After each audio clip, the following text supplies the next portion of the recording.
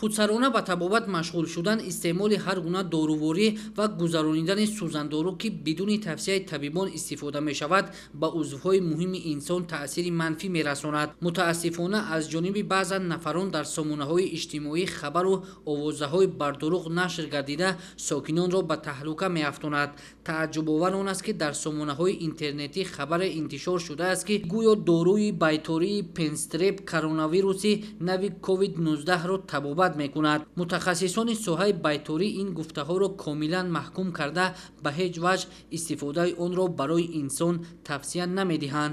чизе ки ҳамаи мо шунидем аз сомонаҳо, ин доруро ҳамчун доруи зидди вирусӣ мо истифода бурдан наметавонем, чунки ин дору зидди бактериявӣ буда аз ду антибиотики иборат аст, яке аз пенициллин, дигаре аз стриптомитсин. ин мавод ҳеҷ вақт ба вирус ёрӣ намедиҳад, вирусро нобуд карда наметавонад ва бар зидди вирусҳо ҳам нест ягон доруе ки вирусро чӣ кунад.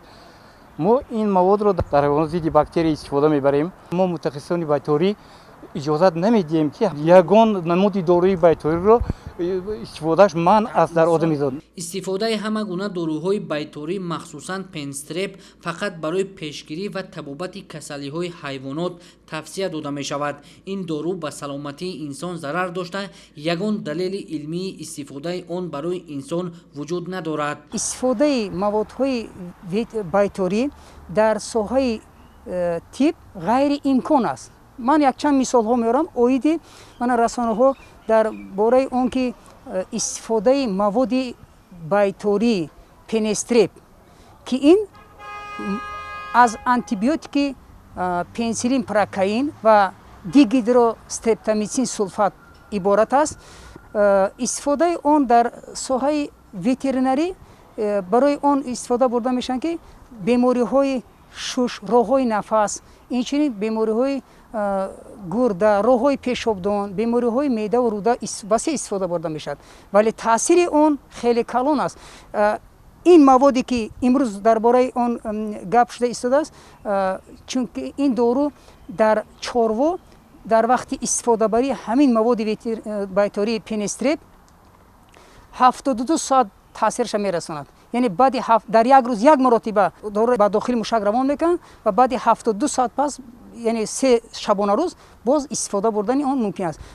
яъне таъсири ҳамин маводи байтории пенестреп аз сабаби он ки таъсираш дарозамала ҳаст ва дар организми чорво, дар шуш, дар хун, дар гурда, дар моеъи қафаси сина муддатҳои дароз боқӣ мемонанд. ба андешаи мутахассисони соҳаи байторӣ, истифодаи доруҳои ҳайвонот аз рӯи нишондод ва таъиноти худ ба бузу гӯсфанд ва дигар намуди чорво вобаста ба организми он гузаронида мешавад. мувофиқи қонунҳои амалкунандаи ҷумҳурии Тоҷикистон, қонуни ҷумҳурии Тоҷикистон дар бораи байторӣ таҳти рақами 674 аз 29 декабри соли 2010 истифодабарии маводҳои байторӣ дар қаламрави ҷумҳурии Тоҷикистон дар таҳти назорат аст ва пеш аз оне ки ба истифода додани маводҳои байторӣ, аввалан